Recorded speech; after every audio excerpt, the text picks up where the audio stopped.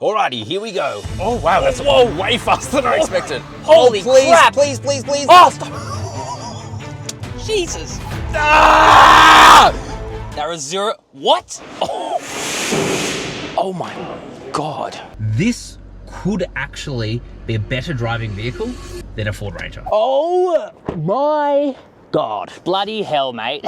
We are here in Xi'an, China to drive this. It is probably the most exciting car we've driven all year, and it's a bloody ute. It's the BYD Shark. We have spent so many hours in all of its competitors. Literally every single ute on the market we have tested, and we are here in China, amongst a lot of other things, to drive this. So today we're going to give you a world first, because we are going to launch this thing, see just how fast it is from 0 to 100 kilometers an hour. We're going to drive it, see how does it perform here at an airfield in China. We're also going to be taking this thing off-road. We're going to take a detailed look at the exterior, the interior, what is under the bonnet, because we have some new facts and figures that we're going to share with you. And finally, we're going to end on, should you be lining up to buy one of these when they go on sale on October 29th? And by the way, we do have a full written review of this out now. If you want to read about that, just Google CarSauce BYD Shark review and you can read all about it there. Jacob, let's do this. Let's do it. Okay, so really excitingly, this is actually the Australian spec. It's right-hand drive. Here in China, they drive on the left-hand drive, but we have an Aussie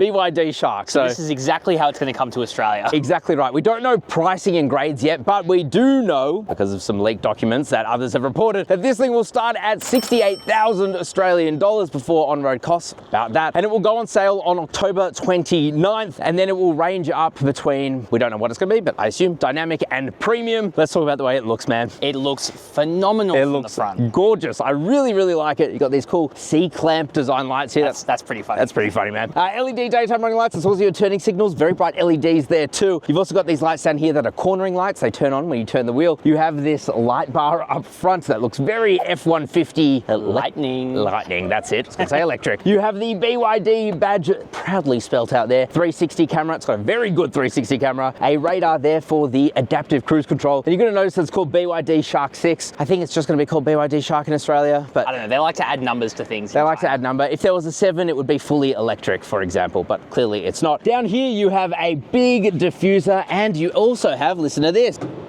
Oh, it's a bloody steel bash plate. It's a steel bash plate. So this thing is a proper off-roader, and we are going to be taking it off-road as well. Alrighty, let's come to the side now. You're going to see these 18-inch alloy wheels wrapped in some decent tires, Continental Cross Contact RX, but these are road tires. So when we took this thing off-road, it struggled at certain points, but it did pretty well. It did pretty well. We have double wishbone suspension up front and coils all around. There is no leaf spring suspension here, and as you'll see, that makes this one of the most comfortable utes I have ever driven. Seriously, really impressive. The only other ute I can think that has that at the moment is the Ford Ranger Raptor. We know that that's comfy. You have a 360 camera here, a little NFC for your key card that comes with the car. You have these plastic side steps, keyless entry, and go. You have roof rails up here, tinted privacy glass. You also have annoying decals on the side. Bloody BYD. It wouldn't be a BYD review without one of those. Come on, man. This is interesting. Here is your charge port. Now, this thing does support DC fast charging for its battery. We'll come back to the battery size in a moment, but up to 50 kilowatts of DC fast charging, which is really impressive. And the AC charging is about 7 kilowatts. So yeah, man, that's decent specs actually for a plug-in hybrid. Decent specs, because remember, the battery size isn't all that big, but again, we'll come back to that. Like I said, coil sprung suspension at the rear. A bit of a miss though that it doesn't have the Ranger style side steps to get in a bit easier, but minor. You can't have everything. No, minor. Let's check out the bum. Let's do it. Okay, let's talk about the bum now. Dude, it looks really good. It looks really good. For so long, utes have been so bad at styling. I don't know why, the back ends, but this actually looks good. So very Ford Lightning, like I said back here, but you do have a full light bar that runs across. You got LED turn signals. Don't know why you're not doing that yet, Ford Ranger. You got the BYD badge there. You've also got a 360 camera, like I said. You got BYD Shark 6 spelt out there, so it'll be interesting to see what the actual name is when it lands in Australia. And DMO all-wheel drive. We'll come back to DMO, but it is the platform that underpins this thing. We do have plastic rear end here. You also have your towing kit here. So we have our electrical socket there. This thing can tow 2.5 tons under braked towing. Now, that isn't as good as most other utes in this segment, which can do 3.5 tons. But you have to remember,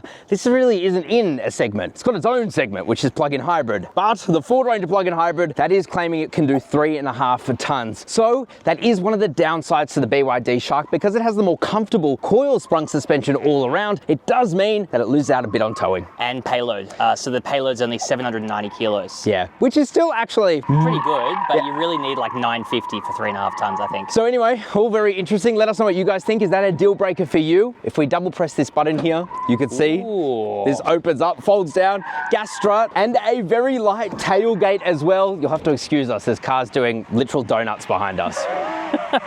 My God. Anyway, coming in here, you're gonna notice a really impressive boot, and I'll talk about the V2L stuff in just a second, but you have a light over here. You press a button and the light LED turns lights on. too. Very good. You have 3 hooks on each side to tie things down. Okay, so brief interruption here. It's another day here in China, and we finally got the tub specs. So I'm gonna compare it to the Ranger. So the BYD Shark has a tub width of 1520 millimeters. We don't know between the arches. The length is 1500 millimeters long. The height is 517 millimeters long. So that means it's the same width as a Ford Ranger Wildtrak. It's 36 millimeters longer, but 8 millimeters shorter in depth. How that works out is, well, this has 1200 liters of tub space, whereas the Ford Ranger has 1233 liters of tub space, so slightly more. Let me tell you about the size of the Shark. So it's 5,457 millimeters long, which is 98 millimeters longer than a Ford Ranger, 1971 millimeters wide, which is 104 millimeters wider than a Ford Ranger, and it has a wheelbase of 3,260 millimeters, which is 10 millimeters shorter than a Ford Ranger Wildtrak, and it also has a height of 1925 millimeters, which is actually 77 millimeters taller than a Ford Ranger. And by the way, this is the DMO platform that actually underpins it. It shares its platform with the Yangwang U8, so super expensive off-road luxury SUVs. And yeah, the Shark is not a small ute, but it's also not too big. A little bit smaller than a GWM Canon Alpha. Let's get back to the review. And you also get V2L. So you can see if we pull this socket up here, we have 3 Aussie household sockets, and combined you get 6 kilowatts of output, which is actually quite impressive. You can use a lot of stuff for it. Tradies are gonna love this. Yeah, you can even use power tools actually for that. Yeah. Which is really impressive. And on the inside, you also get a 2.2 kilowatt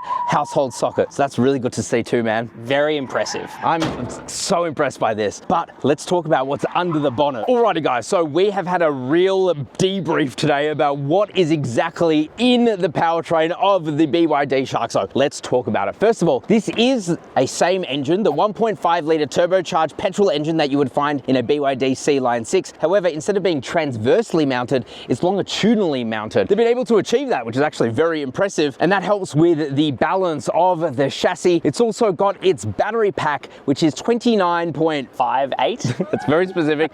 kilowatt hours, and that is actually built into the ladder frame chassis of this, and that helps to give it some of the best torsional rigidity in the class, which is very important when you are going off-roading, cornering, when you don't want the body to just in general, I think. When you don't want the body falling apart, essentially. And of course, it does use BYD's blade technology. We have a full video coming out on that because we actually got to see them being built, but essentially it's LFP, lithium iron phosphate, and it means you can charge this thing safely to 100% pretty much every time. It's also one of the safest batteries out there. Even if it gets punctured with a steel arrow, as we saw, it won't explode. Oh my God. Now on top of the engine, there are 2 electric motors. You have one at the front axle, one at the rear axle. The front electric motor puts out 170 kilowatt of power and 310 newton meters of torque, while the rear electric motor puts out 150 kilowatt of power, but more torque, 340 newton meters, and that gives it its all-wheel drive capability. There is no drive shaft between the front and the rear. It is purely a 4-wheel drive through the 2 electric motors. And the 1.5 litre turbo petrol engine puts out 135 kilowatt on its own and 260 newton meters of torque. But actually, it will only kick in at 70 kilometers an hour or above. Otherwise, you are running what's called a series hybrid, where essentially the electric motors are doing all the driving and the engine is just used as a generator for the battery. So that's that dual motor off-road mode as well, so that it can actually switch intelligently between series and parallel hybrid. Very cool. And DMO is actually the name of this platform. It's not DMI, dual motor intelligence, that you'll find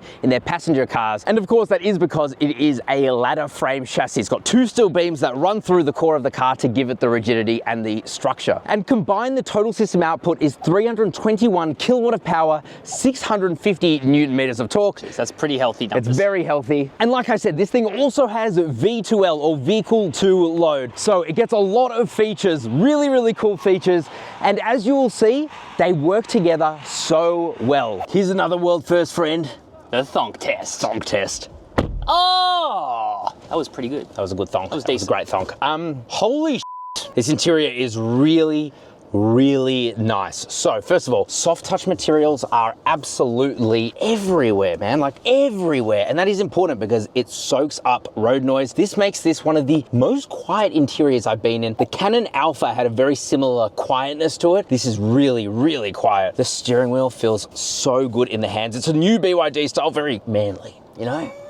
Very aggressive. Just grab hold of it. Left-hand side is your autonomous driving stuff. Right-hand side is your media controls. And then down the bottom, you have mode selectors. Left one is for your road modes and the right-hand side is for your terrain modes. It's actually quite a good layout. Yeah, it is a really good layout. There's some cool design here as well. I love the orange stitching throughout, the anodized metal that runs around these vents too, which, ooh, they're blowing out some nice cold air despite the car being on. Everything's powered by that big LFP battery, baby. Up in front of you, you have a digital instrument display that actually shows plenty of information, so that's cool, I guess. It's good enough. It's a nice panel. Here is a giant display. So we thought it was going to be 12.9 inches, but this looks bigger to me, man. It honestly feels a lot bigger than 12.9 inches. We could be wrong. We could be wrong. We don't actually have all of these stats up in front of us, but whatever it is, it's a huge screen. It's really extremely responsive, more so than current BYDs on sale. Of course, it has BYD's little party trick. Oh no. Is it rotating? It's rotating. No one ever really does that though, because it limits the functionality. Yeah. If you use the wireless Apple CarPlay or Android Auto, it just flips back to this, and most people use that anyway. It does have built-in maps though, and the air conditioning is controlled through here. You've got a button to turn the aircon on and off, but it's almost useless. You leave it on. You just kind of set it and forget, to be honest. It's not much of an issue. And by the way, the seats in here, they're heated and they're cooled, which is always a very nice little feature, I think. And the seats themselves, oh, bro, the seats. Holy crap. So you have these beautiful faux leather seats. They actually feel like real leather. BYD embroidered into them. Ooh. You've also got this orange stitching that runs throughout. The passenger side is adjustable in most ways. It's pretty okay. Except for lumbar. Yeah, except for lumbar and under thigh support, but thankfully you do get that in the driver's side, including four-way adjustable lumbar support. You have a lot of under thigh support as well. It's really good, man. Dude, honestly, like one of the most comfortable interiors for a ute. Incredibly comfortable, incredibly comfortable. I couldn't believe it. And it might sound like I'm shilling out here. Oh, trust me, I'm really tired, man. I mean, you guys just have to sit in the car and I think you'll agree. You're exactly right. You have some storage up here. I do wish it was closed off like you'd find in a Ford Ranger, because theoretically things could come flying, but there is a hip here, so things aren't really gonna happen. Oh. No, it's just wet. In here, you have a kind of small hot box, actually. You've also got pretty big door bins. You have a Dyne audio sound system that does actually sound really good. Yeah, it's decent. There's even speakers in the roof in the back. It's like Dolby Atmos level. It's good. You have a camera here that is for your eye view. This one hasn't beeped and bonged at us, so... We haven't driven it on the road though, so no. We'll have to wait. Yeah, we've just driven it around an airfield. In the center here, you have what looks like 2 phone chargers. It's just one. On the right-hand side, you have a 50-watt fast wireless charger with air conditioning underneath it, so your phone doesn't overheat, which is awesome. But on the left-hand side is just an NFC. It's where you put your card that you get with the car. It's just like a useless storage area kind of thing. A little bit. Put another phone there if you want to, I guess, but it's not going to do anything. You have these grab handles here in case you're really going heavy off-roading. Your shifter is kind of funny, but I don't mind it. Kind of nice. You have all these buttons down here, which looks very cool, including your EV, HEV, so that switches the car between fully electric and hybrid electric. So if you put it in fully electric, it will run as a fully electric car and will only kick in the engine under really hard acceleration or when you run out of battery. But if you keep it in hybrid, it usually keeps you in that fully electric mode as long as possible, and then it just kind of switches in and out. It really is like an electric vehicle that just has a petrol motor as a generator. Exactly right. You have your trunk release here as well, so if you press that, it'll actually open the lid? The tub? No. Yeah. The tub.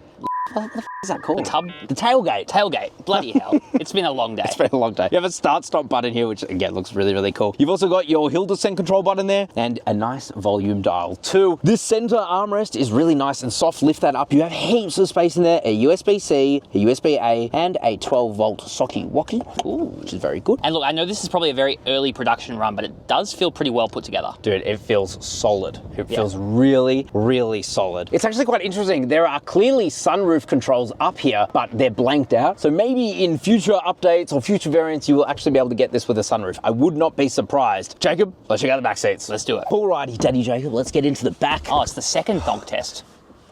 Oh, yes. Really good. Now, before we talk about the back seats, a very quick shout out to us, CarSauce Buy. Just Google CarSauce Buy and my team will help get you the absolute best deals on your next new car. We have thousands of dealers who we literally make fight each other to get you the best deal on any new car sold in Australia. And best of all, it is a totally free service for you because we charge the dealers a fixed fee. And that also means we can go in the hardest to get you the best price possible. So if that sounds good to you, and it definitely should, make sure you check out CarSauce Buy. Just Google us and you will find us. All right, Jacob, let's talk about the back seats. Actually, a few impressive things which we have to get out for. So first of all, pull this up. The classic ute trick. So often there is underfloor storage, unfortunately not. On this side, you have an AC to DC converter, it seems. And then on this side, you have your 12-volt battery, which they've actually changed to an LFP battery. That's good to see. Yeah, because it's just more durable, more safe. Just a better battery. It's also BYD's battery, so that kind of makes sense. You can also pull the back down, and there you will find 3 top tether points, which is also really good to see. Means you can have 3 children in the back. Let her in a car seat anyway. All right, one more time. Very, very nice. So check this out. I'm 5'11". Behind my seating position, I've got boatloads of room, heaps of tow room as well. The floor is definitely raised because this is where the battery lives, but I've got heaps of headroom too. But you know what? It's not as raised as it would normally be because it's more integrated into the chassis. Exactly. So this has been developed, unlike the Ford Ranger, which is a combustion engine platform turned into an electric car platform. This is an electric car platform that's been converted to essentially a combustion platform. So that also means there is 0 hump in the floor. There is no transmission tunnel, despite this being a four-wheel drive, and that's because it has motors and doesn't need a physical connection between it. Very cool. You have a couple of air vents here, got a storage area, a USB-A, USB-C, and here is your vehicle to load. Exactly, your household socket, which is awesome. 2.2 kilowatt. That's huge, man. Yeah. You have a map pocket here. The seats are again really, really, really nice. Pull this down. You have a nice soft center armrest with a couple of cup holders, and you get things like microphones in the back. So not only are they in the front, you also get them in the back. So if someone's in the back, you can have a clear conversation back here as well. Very cool. I feel like they've just thought of everything, man. They actually have, and you know what? This is their first attempt. I'm honestly mind blown, guys. Now, let's take this thing off-road before we launch it. Let's do it. Alrighty, guys. So finally off-roading in the BYD Shark. What is it like? Oh my God. Here in China, we're on a set-up track, which is very, very dusty indeed. We have 3 different drive modes: sand, mud, and gravel. Gravel, I don't remember that one. And that all changes the traction control. It changes how much power is sent between the front and rear electric motors, because remember, really under 70 kilometers an hour, you're using the electric motors more than anything else. It's really a series hybrid system rather than a series parallel. That happens over 70 kilometers an hour. It's such a cool system, actually, the DMO system, but we'll talk about that more on the road, I guess. Yeah, we will, exactly right. For now, all I can say is that this thing has plenty of grip off-road. It's actually got some pretty impressive stats, which we'll test out in just a moment. Speaking of approach angle. Yeah.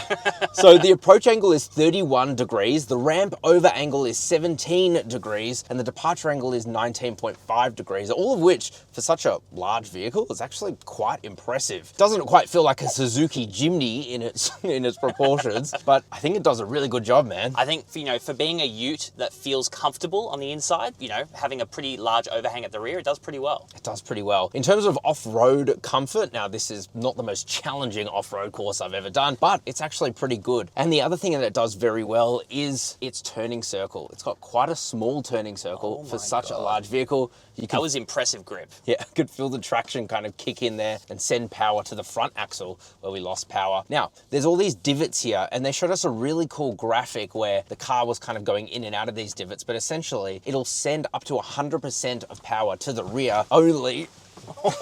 Oh yeah.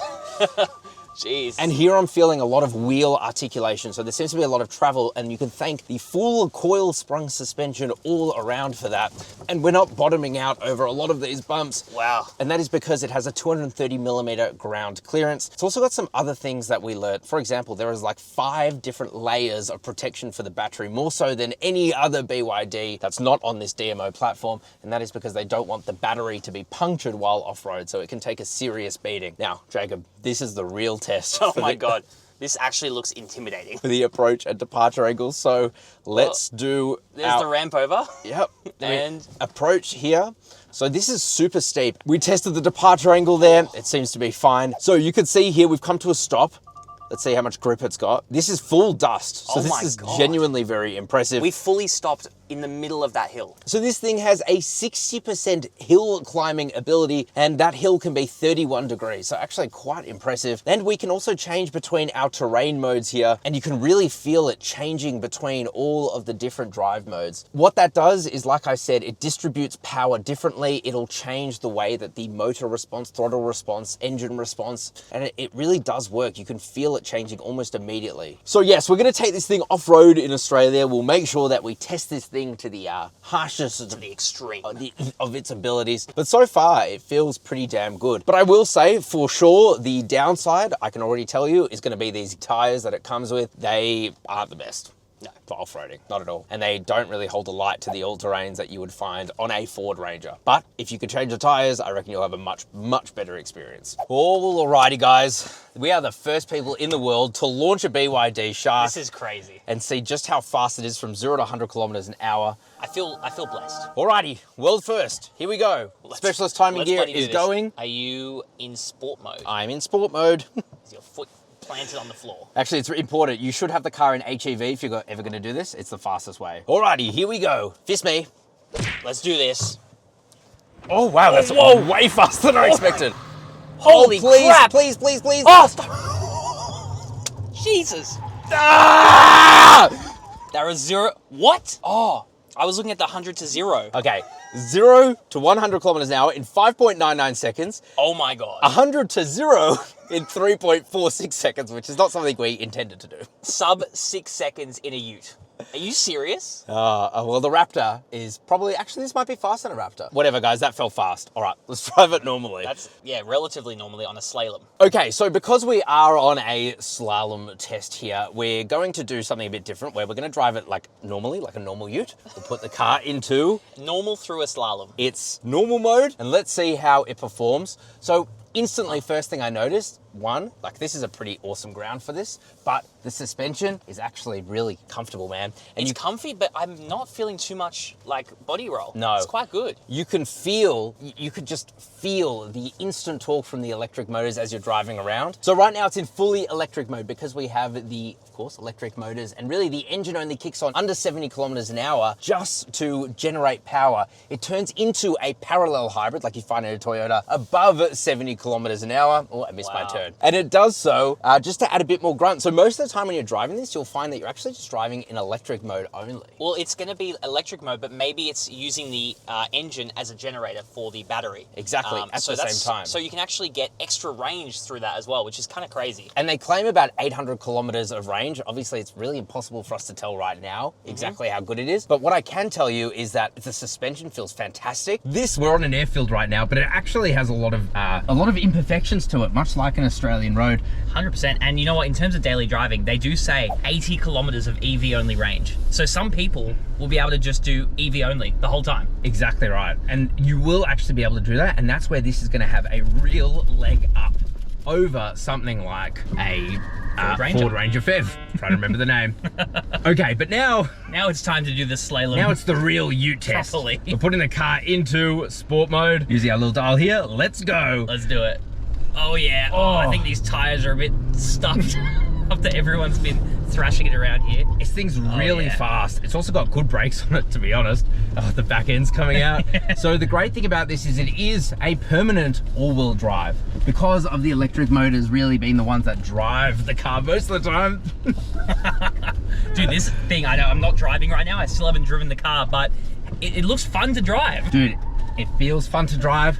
Of all the utes I've driven, it's definitely, like, that is, we are flat right now. I Oh my can't God. believe that. That's crazy, man. I mean, like, yeah, there's a little bit of roll, but for what we're doing, we're going like full lock to the side, right? For a ute, the steering has become a lot heavier, but it still feels really good. It feels almost like car-like. Like, this is impressive, man. I think I'm most impressed with the suspension though. I know they've been doing a lot of testing back in Australia, trying to make this thing the king, and I'll be honest with you, from where I sit right now, we'll have to wait till it comes back to Australia, this could actually be a better driving vehicle than a Ford Ranger. And potentially even a Raptor. I know, like crazy. It's a different kind of class of vehicle, but based on the 0 to 100, based on the way it was cornering just then, I mean, we'll have to take it around Saucy Corner to find out. Of course. Coil sprung suspension all around. The off-road performance as well. It's pretty epic. Guys, let's get into our final thoughts. Let's do it. Alrighty, Daddy Jacob. Bro, what a day. What a day. I can't believe we were one of the first in the world to get to drive this car. Yeah, our first Western media, that's for sure. BYD Shark. It is absolutely epic, honestly. I think this might take Australia by storm, I have to say. It's worth the hype. The hype has been huge with this car, but genuinely, I think it's worth the hype. We'll have to wait to see exactly how it drives on Australian roads. But like I said, this is an Australian spec, right-hand drive. It's even got a little ADR sign on the